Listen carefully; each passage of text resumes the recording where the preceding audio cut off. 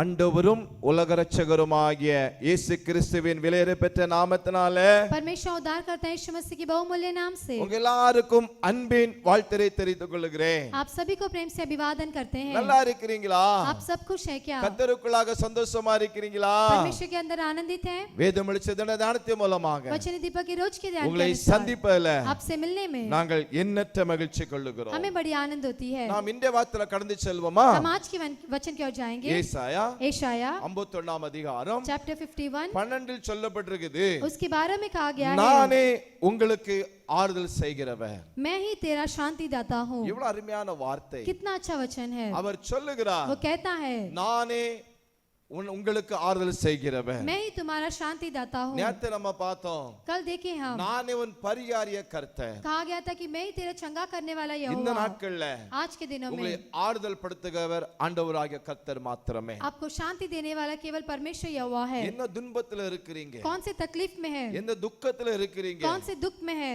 உங்களை தேற்ற முடியாத ஒரு சூழல் இருந்து கொண்டு இருக்கிறீங்களா? आपको तसल्ली नहीं दे सकते उस सिचुएशन ஏதோ में ஒரு है. இழப்பில இருக்கிறீங்களா? कोई तो खोकर है क्या? ஏதோ ஒரு காரியத்தை இழந்து விட்டீங்களா? कुछ तो कार्य को खोकर இல்ல बैठे हैं. யாரையும் நீங்க இழந்து விட்டீங்களா? कुछ कार्य को आप खो दिए நீங்க हैं. இழப்பினால் இல்ல வியாதியினால கஷ்டப்பட்டு கொண்டு இருக்கிறீர்களா? आप खोएपन के कारण और बीमारी से உங்களை तकलीफ में விசாரிக்க हैं. யாரும் இல்லையா? आपकी पूछताछ करने कोई नहीं. உங்களை தேடி வர யாரும் இல்லையா? आपको ढूंढ कर आने कोई नहीं. உங்களுக்காக யாரும் பரிந்து பேச இல்லையா? आपके लिए बातें करने कोई नहीं. ஆண்டவர் சொல்றார், परमेश्वर कहता है, நானே உங்களுக்கு ஆறுதல் செய்கிற தேவன். मैं ही तुम्हारा शांति दाता हूँ. உங்களை ஆறுதல் படுத்துவார். मैं तुम्हें शांति दूंगा.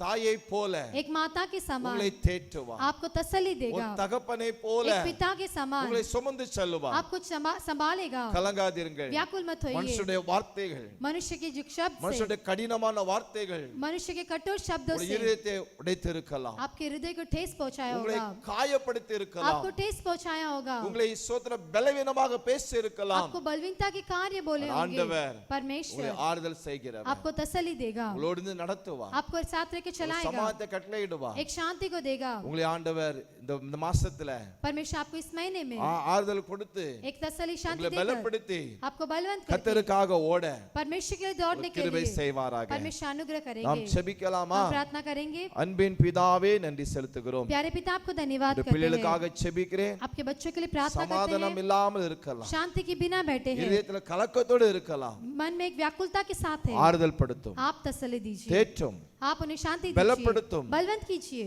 ஓடட்டும். உமக்காக और भी आपके लिए दौड़ना है. உமக்காக ஊழியம் செய்யட்டும். आपके लिए सेवकाई करना தேவ है. கிருபை இருக்கட்டும். आपके अनुग्रह रहे. இயேசு மூலம் நல்ல பிதாவே. यीशु के नाम से मांगते हैं अच्छे पिता. ஆமென். आमीन.